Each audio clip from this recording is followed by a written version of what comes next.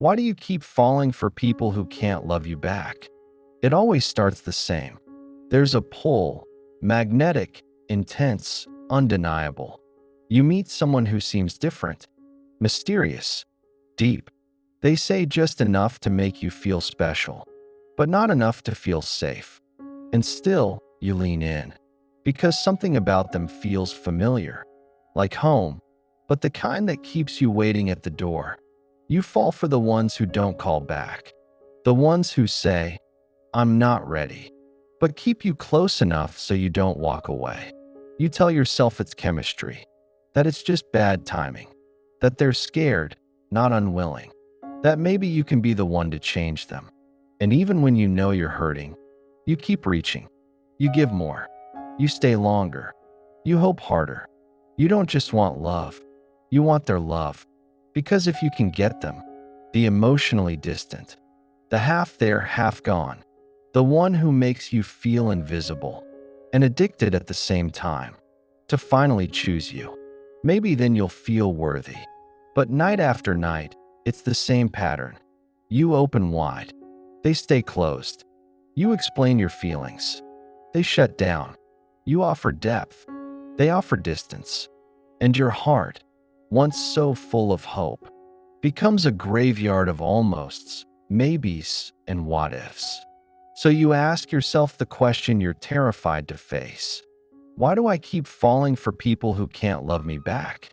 Why do I feel drawn to the ones who withhold affection, who can't say what they mean, who disappear when I need them the most? Is it just bad luck? Is something wrong with me? Or is there something deeper going on beneath the surface? A silent script written long before I ever met them? Because if we're being honest, you don't just attract emotionally unavailable people. You're magnetized to them, drawn like a moth to a flame, even when it burns. And maybe, just maybe, the reason it keeps happening has nothing to do with fate and everything to do with a wound inside of you that you've been trying to heal through other people. A wound that tells you you have to earn love. That love means waiting. That intimacy always comes with conditions. Maybe you were taught, not with words, but with experience, that love is just out of reach. That closeness is unpredictable, and that you have to be good enough to be chosen. And now you're stuck in a loop, trying to finish an old story with new people, trying to turn the emotionally unavailable into someone capable of staying. But what if the story isn't about them? What if the real question isn't, why don't they choose me? But what inside of me keeps choosing them? Because that's where the truth lives, not in their silence, not in their fear of commitment, not in their avoidance, but in your pattern, your wound, your unhealed hunger. And until you understand what that wound is, you'll keep mistaking intensity for love, confusion for passion, and avoidance for mystery. But once you see it, really see it, everything changes. Because the moment you stop chasing unavailable people is the moment you start attracting something else entirely. Not chaos, not longing, but peace. And it all begins with one question. What is the unhealed part of me that keeps calling this kind of love home? You're not choosing them. Your wounds are. The part of you that keeps chasing emotionally unavailable people isn't logical. It isn't conscious. It's emotional memory. It's nervous system wiring. It's a pattern burned into your psyche long before you even knew what love was supposed to feel like. You don't chase them because you're naive. You chase them because somewhere deep down, love became entangled with lack, with longing, with unpredictability, with the constant ache of trying to prove you're enough. The truth is, you're not choosing emotionally unavailable people. Your wounds are. Your childhood story is. Somewhere in the past, someone important. A parent, a caregiver, maybe even your first love, made you feel like you had to earn connection, that you had to be extra good, extra quiet, extra understanding, just to feel barely seen. And so you learned. Love means work. Love means waiting. Love means getting crumbs and convincing yourself it's a feast. This is the hidden problem. You keep trying to rewrite the ending of that first story. You keep hoping that this time, the unavailable person will choose you. That if you can just be more patient, more loyal, more forgiving, they'll finally stay. But what you're really trying to do is win the love you never got. To change the outcome of something that already happened. You're not just dating in the present. You're unconsciously reenacting your past. This is why you feel that undeniable pull.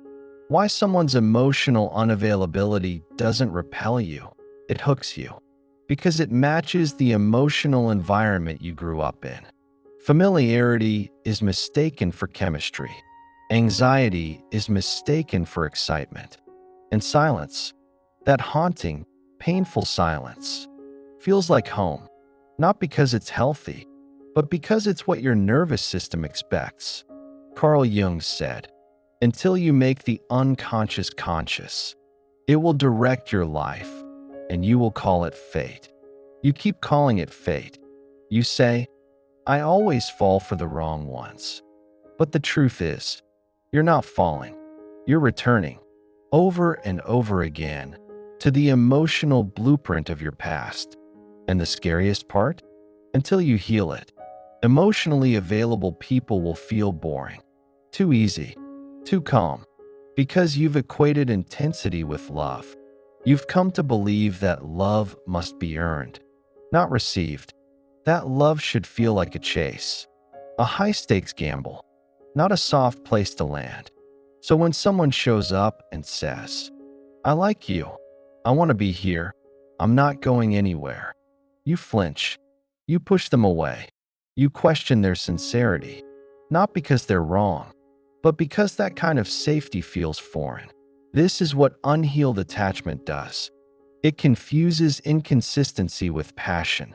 It makes you crave validation more than connection. And it keeps you locked in a cycle of proving your worth to people who don't have the capacity to see it. But here's the pivotal truth. They are not your salvation. They are your mirror.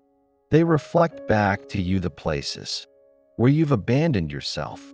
They show you what parts of you are still starving for love, still hoping someone else will make you feel whole. You are not broken for loving deeply.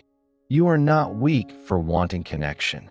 But you are hurting because you keep trying to heal through people who are unequipped to love you the way you need.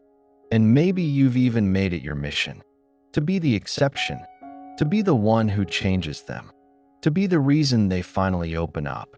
But ask yourself, what would happen if you stopped trying to be the one they finally choose and started choosing yourself? Because you don't attract what you want. You attract what your nervous system recognizes, what your subconscious believes you deserve. And until you heal the part of you that thinks love must be earned, you'll keep mistaking emotional starvation for intimacy. But that can change. It starts by seeing the pattern for what it is. Not a curse, not fate, not bad luck, but a childhood wound, crying out to be healed. And healing doesn't mean becoming harder. It means becoming aware. Aware of the part of you that keeps reaching into the past, hoping to finally feel whole. You don't need to earn love anymore. You don't need to chase it. You need to remember this. The love you've been seeking from others is the love you were always meant to give yourself first. When you abandon yourself to be chosen. What happens when you spend years trying to win love that was never safe to begin with? You stop seeing yourself. You become so fixated on getting them to choose you that you forget you were always meant to choose yourself first. You begin shrinking in relationships, minimizing your needs, silencing your voice, pretending you're fine with the bare minimum, just so they won't leave. You call it loyalty, but it's actually self-abandonment in disguise. Because somewhere along the way, you learned it's better to be almost loved than not loved at all. And so, every time they go cold, You turn the heat on yourself. You blame yourself for their emotional distance. You tell yourself you're too sensitive, too needy, too much. But the truth is, you're not too much. You're just with someone who offers too little. You find yourself stuck in emotional limbo, where you're never fully chosen, but never fully let go, where hope becomes a trap, and love becomes a waiting game. You wait for their message, their apology, their change, and in the process, your life begins to revolve around the absence of what you need. This is the unseen consequence. Your world becomes smaller, not because they asked you to, but because your nervous system is trying to survive uncertainty. You stop dreaming big. You stop sharing your truth. You censor your joy, your pain, your intuition, afraid that if you express too much, they'll leave. But they were never fully there to begin with. Emotionally unavailable relationships aren't just painful, they're confusing. They send mixed signals. I care about you, followed by days of silence. I want something real, followed by emotional withdrawal. And in that confusion, your self-worth slowly erodes. You begin to think, if I was enough, they wouldn't pull away. If I was lovable, they'd stay. If I just fix myself, they'll come closer. But that's the illusion. The more unavailable someone is, the more they activate the part of you that's trying to prove you're worthy, not to them, but to the unhealed child inside of you. And here's where it gets deeper. You start confusing emotional neglect with emotional depth. The highs and lows make you feel like there's something profound happening, but it's not depth. It's emotional volatility. It's the trauma bond, the dopamine crash, the nervous system addiction to inconsistency. And you know this because even on your happiest days with them, there's a quiet fear humming in the background. When will they pull away again? So even when you're together, you're not really at peace. You're on guard, bracing for the next shift, overthinking every word, every silence, every delay in their response. Your heart becomes a battlefield, and you start calling it love. But love isn't supposed to feel like war. The deeper consequence? You lose trust in your own feelings. You gaslight yourself. You tell yourself it's not that bad, that you're overreacting, that this is just how love is. But real love doesn't leave you guessing. It doesn't punish you for having needs. It doesn't disappear the moment you ask for more. You start becoming emotionally unavailable to yourself. Because in trying so hard to be what they need, you've stopped asking yourself what you need. You've stopped feeling safe in your own body. You mistake numbness for peace. You tell yourself you're healed because you've stopped crying. But healing isn't silence. It's coming back to your voice. Here's what no one tells you. The longer you chase emotionally unavailable people, the more you reinforce the idea that love is something to survive, rather than something to receive. And that has ripple effects. You stop trusting available people. You assume kindness has an agenda. You feel overwhelmed when someone shows up consistently, because your system is still calibrated to chaos. But deep down, there's another consequence, one most people never see. You begin to fear real intimacy, not because you don't want it, but because you've only known love that hurts. So when someone offers love that's safe, you panic, you shut down, you sabotage, not because you're broken, but because you've been conditioned to associate love with pain. This is how the cycle continues. You keep attracting unavailability because it feels like home, but there's a crack in the pattern. A whisper in your soul that says, maybe this isn't love after all. And that whisper, that doubt, that ache for something more, that is the beginning of your healing, becoming the love you were always waiting for. It starts quietly, not with a dramatic goodbye, not with a final argument, but with a moment of clarity, a moment where your soul says, no more, No more confusing neglect with love. No more bending until you break. No more explaining your worth to someone who can't see it. No more waiting to be chosen by someone who never chose themselves. You stop chasing, not because you stopped caring, but because you finally care about you more. This is the rebellion, and it doesn't always look loud. Sometimes it looks like a woman sitting in silence, not texting first for once, and realizing the silence is actually peaceful. Sometimes it looks like deleting the message you were about to send, the one that would have tried to explain your feelings again. You realize they never listened the last 5 times. Sometimes it looks like grieving a relationship that never fully existed, only the hope of what it could have been. The rebellion is internal. It's the reclaiming of energy. The moment you stop leaking power towards someone who never held space for you. And slowly, something begins to shift. You stop negotiating your worth. You stop waiting for breadcrumbs.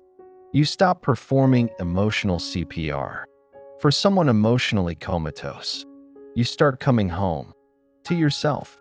But here's the part that no one prepares you for.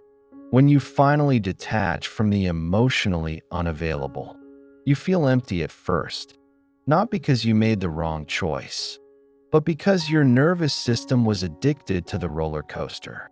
That silence you longed for, at first, it feels too quiet, too still, too unfamiliar. You begin to realize peace can feel scary when chaos is what you were raised on. But this is where the real work begins. You stop asking, why don't they want me? And instead you ask, why did I want someone who couldn't show up for me? That question, that turning inward, that's the shift that breaks cycles. Because the truth is, you don't need to become more lovable. You need to become less available to what hurts you. You begin to heal the part of you that believed love was something to earn. You begin to reparent your inner child, not with words, but with actions. You start keeping promises to yourself. You start showing up for your own needs. You start setting boundaries not to punish others, but to protect your peace. And slowly, that part of you that once begged to be chosen begins to breathe. You start noticing red flags sooner, not because you're jaded, but because your healed nervous system doesn't confuse inconsistency with intensity anymore. You no longer see the unavailable as a challenge. You see them as a mirror, reflecting back the parts of you still craving what your younger self never received. And you bless them for what they showed you. But you no longer stay. The rebellion is not revenge. It's resurrection. You're not trying to make anyone regret losing you. You're learning to stop regretting choosing them. And that's the most powerful shift of all. When your healing is no longer about them, it's about you. You start choosing partners who feel like safety, not survival. You start valuing consistency more than chemistry. You learn that love isn't supposed to make you anxious. It's supposed to help you exhale. And that love begins with you. Because when you become emotionally available to yourself, you stop attracting people who aren't. When you no longer chase, fix, or explain, you make space for someone who sees you without persuasion. When you stop abandoning yourself in the name of connection, you attract someone who meets you where you are, not where you're willing to lower yourself to be loved. And here's the quiet miracle. You become the love you were always waiting for. Not perfect, but present. Not without fear, but no longer ruled by it. You become safe in your own presence. And that safety radiates outward. You no longer beg for love. You embody it. And in that wholeness, the unavailable fade away. Not because they've changed, but because you have. And now, you're finally ready for the kind of love that doesn't break you to feel real. The kind of love that stays. What real love actually feels like after healing. Real love doesn't chase. It doesn't play hide and seek with your heart. It doesn't make you question your worth on a Tuesday, then romanticize your wounds on a Friday. Real love, the kind that finds you when you've done the work, feels like clarity, not fireworks, not obsession, not the high of being chosen one day and discarded the next. It feels like coming home to you when you've healed the wounds that once attracted the emotionally unavailable. Something shifts in what you notice. What used to feel exciting now feels exhausting. That thrill of unpredictability you once mistook for passion, you now recognize as anxiety. And suddenly, the calm becomes magnetic. The emotionally available person, the one who texts back, who communicates, who shows up consistently. They don't bore you anymore. They ground you. Because real love doesn't activate your trauma. It suits it. It doesn't ask you to perform, shrink, or earn affection. It invites you to be exactly as you are. Messy, imperfect, human, and still completely worthy of being met, held, and understood. It doesn't ask you to perform, shrink, or earn affection. It invites you to be exactly as you are. Messy, imperfect, human, and still completely worthy of being met, held, and understood. You'll know it's real not by how intensely it begins, but by how safely it continues. There are no games, no silent treatments, no long nights spent decoding mixed signals. Instead, there's openness, honest conversations, repair after rupture, growth instead of punishment. Real love is not always easy, but it's safe. And safety doesn't mean perfection. It means you both feel safe enough to be imperfect together. There's space to say, I'm afraid. I don't know how to do this. I was triggered. I need a moment. Without it becoming a reason to run. Because in healed love, conflict doesn't mean collapse. You no longer walk on eggshells, terrified that your emotions will push them away. You don't silence your truth in fear of being too much. You don't perform emotional acrobatics just to keep the connection alive. You show up as you are, and they meet you there, not as your savior, but as your mirror. This kind of love doesn't take away your solitude. It enhances it. You don't lose yourself in them. You find more of yourself beside them. You don't need to be everything for each other, because you are already whole on your own. And here's the most surprising truth. By the time real love arrives, you're no longer desperately longing for it, because you've already built it within. You've already become what you used to seek. Your validation isn't on the line. Your self-worth doesn't depend on their opinion. Your heart isn't waiting for someone else to complete it. It's open, not from desperation, but from depth. And so, the love that finds you now isn't chaos. It's not adrenaline. It's not obsession dressed as destiny. It's peace. It's ease. It's presence. And that's how you know it's real. Because love that's real doesn't hurt to hold. You no longer ask, why didn't they want me? You ask, why did I ever think that was love? And the answer is gentle, because it's what you knew. But now, you know better. You've outgrown the patterns. You've healed the hunger. You've reclaimed your soul from the people who only knew how to take.